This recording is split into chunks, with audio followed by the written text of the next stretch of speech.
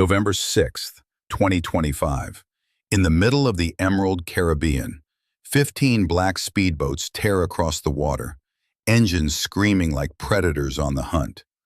On their radar, an American cruise liner carrying hundreds of civilians, families, tourists, retirees, all unaware that death was racing toward them. What followed would become one of the most shocking modern naval clashes in history. But what truly happened that morning wasn't just an attack. It was the start of a silent war in paradise. The sun had just begun to rise over the southern Caribbean. The MV Ocean Serenity, a massive American cruise ship, glided across tranquil waters, her decks filled with laughter and morning coffee. Children splashed by the pool. Couples took photos under the golden sky. Captain William Harris, a man with 28 years at sea, stood on the bridge, sipping his black coffee, when something flickered across the radar. A faint blip, barely visible. He frowned. The interference came from the south, near Venezuelan waters, a place infamous for disappearances, hijackings, and pirate activity that governments had stopped admitting existed. He called to his first officer. "Run a full sweep. I want every inch of that sector." But the Caribbean looked calm, too calm, and somewhere beyond the horizon, an army was preparing to strike. Inside a crumbling warehouse on the Venezuelan coast, a man nicknamed El Rojo, the Red One, studied a map of the Caribbean. Once a Venezuelan commando, now the most feared pirate leader in the hemisphere. His face was scarred, his eyes cold. He circled the coordinates of the Ocean Serenity in red ink. "Take everything," he said. "Leave no one alive." Engines roared to life. 15 boats, each packed with 12 men, cut through the waves like blades through silk. Their weapons gleamed under the sun. AK-103 rifles, M60 machine guns, RPG-7 launchers. Enough firepower to tear a ship apart. They were fast, desperate, and they believed no one could stop them. They were wrong. At 10:27 a.m., alarms shrieked aboard the Ocean Serenity. Radar showed multiple contacts closing fast. "General alert, level 2, Captain Harris barked. Before anyone could react, a streak of smoke ripped across the sky. A rocket slammed into the starboard hull, shaking the ship with a thunderous blast. Passengers screamed as windows exploded. Shattered glass rained down. Fire tore through the promenade deck. "Mayday! Mayday!" Harris shouted into the radio. "This is Ocean Serenity. We are under pirate attack." From the haze, black speedboats burst into view. Gunfire erupted. Bullets shredded steel and glass. 5 pirates threw grappling hooks and scaled the sides like soldiers of chaos. One tourist was hit. Others ducked for cover, clutching their children. The pirates screamed in Spanish, "Dinero! Joyas! Move! Money! Jewelry! Hurry!" In less than 10 minutes, paradise had turned into a war zone. But the message had gone out, and far away, someone was listening. Inside Naval Station Mayport, Jacksonville, Florida, a red light flashed on the operations board. The signal was weak but clear. Pirates attacking civilians. Coordinates: 10 degrees 51 minute north, 62 degrees 32 minute west. Rear Admiral Charles McAdams slammed his fist on the console. "Launch Operation Iron Line. I want everything in the air, now." Within minutes, the base came alive. Helicopters thundered down the runway. 3 MH-60R Seahawks, 1 UH-60 Blackhawk, and a P-8 Poseidon patrol plane.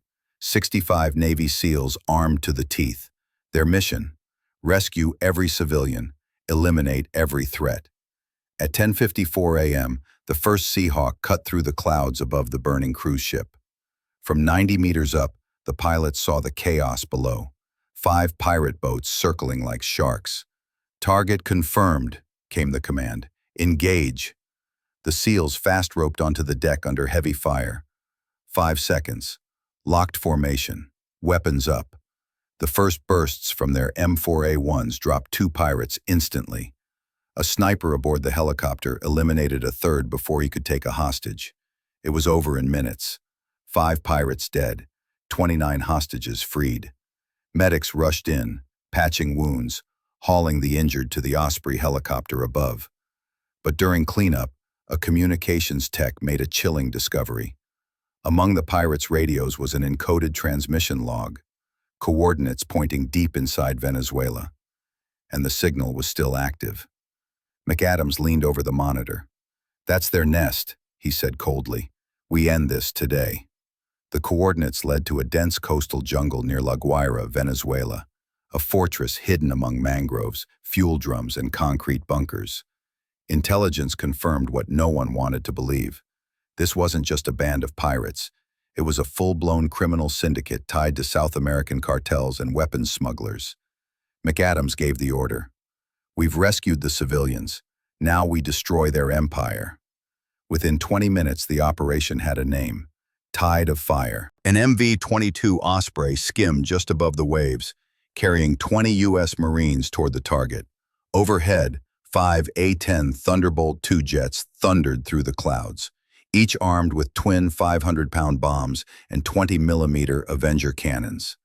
At 11:41 a.m., the Marines touched down 2 kilometers west of the compound. Humidity clung to their gear. The jungle was silent, too silent. Then, gunfire exploded. Dozens of pirates fired from the watchtowers. Marines returned fire. The roar was deafening. Grenades blasted the main gate into dust. From the sky, A-10s dove low, their cannons screaming 3,900 rounds per minute. Explosions turned the compound into an inferno. Fuel drums ignited. A watchtower collapsed. The ground shook. By noon, the fortress was gone. A crater of twisted metal and smoke. 58 pirates killed, 23 captured. Tons of cocaine, weapons, and cash recovered. McAdams' voice came over the radio. "Target neutralized. Operation Tide of Fire, complete." By 4 p.m., smoke from La Guaira still coiled into the sky. The numbers were staggering. 180 pirates neutralized, 65 captured alive, over a ton of cocaine seized, and links to 3 cartels uncovered. The Ocean Serenity, scarred by more than 90 bullet holes, was now being escorted back to Nassau by 2 U.S. destroyers. Not a single life lost among the passengers. Against all odds, 377 people had survived. That evening, Captain Harris stood alone at the bow. The ocean glowed gold under the setting sun. He whispered, "We thought the sea was peace itself, but we forgot who keeps it that way."